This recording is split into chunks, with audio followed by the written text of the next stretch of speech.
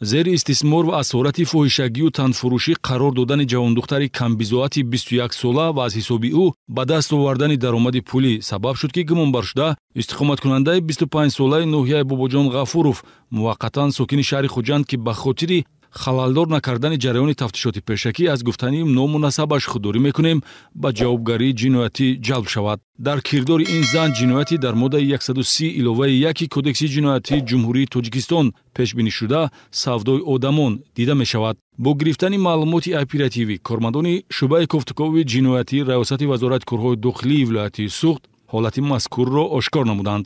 гумонбаршуда моҳи октябри соли 2022 бо ҷабрдидааш шинос ва аз камбизоатию муҳтоҷиаш бохабар гашта, бо баҳонаи кӯмаку ёрмандӣ бо роҳи фиреб ба бовариаш даромада дар ҳудуди шаҳри Хуҷанд ба фаъолияти шаҳвонӣ ҷалб намудааст. Дилноза аз сабаби ки хонаи зист кардан надошт, ман раҳма омада ва я хони худамро гирон омадам.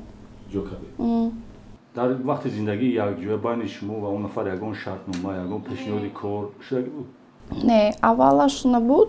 баъде ки як моҳ гузашт, ман ба Дилноза гуфтам ки акнун ин хел намешавад, бояд пули квартирае ки ма мешинем 50 ба 50 спорем.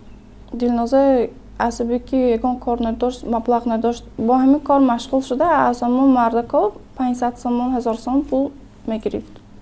истироҳат дар марказҳои дилхушӣ, кор ба ҳайси раққоса дар тарабхона, одат кардан ба нӯшокиҳои спиртӣ марҳилаи ибтидоии ҷалбсозӣ буда машғул шудан ба фоҳишагӣ ва хизматрасониҳои шаҳвонӣ идомаи ин амалҳост, ки баъди тобеъ намудан ба худ гумонбаршуда ҷабрдидаро водор намудааст. маҳдуд намудани озодӣ ва мунтазам талқини ҳамхоба шудан бо мардон, пайдо намудани мизоҷ бо арзиши аз 100 то 200 доллар барои хизматрасониҳои шаҳвонӣ дар як соат ё ин ки ҷазодиҳӣ барои беиҷозат баромадан аз ҳуҷраи иҷоравӣ амалҳои ҷиноятиест, ки дар кирдори гумонбаршуда дида мешавад ва ҷой доштани истисмори шаҳвонӣ нисбати ҷабрдидаро тасдиқ менамояд. муроҷиати ҷабрдида ба мақомоти милитсия дар баробари ӯро аз асорати зулму ситам озод намудан, нафари озордиҳандаашро назди қонун дастбаставу сархам кард.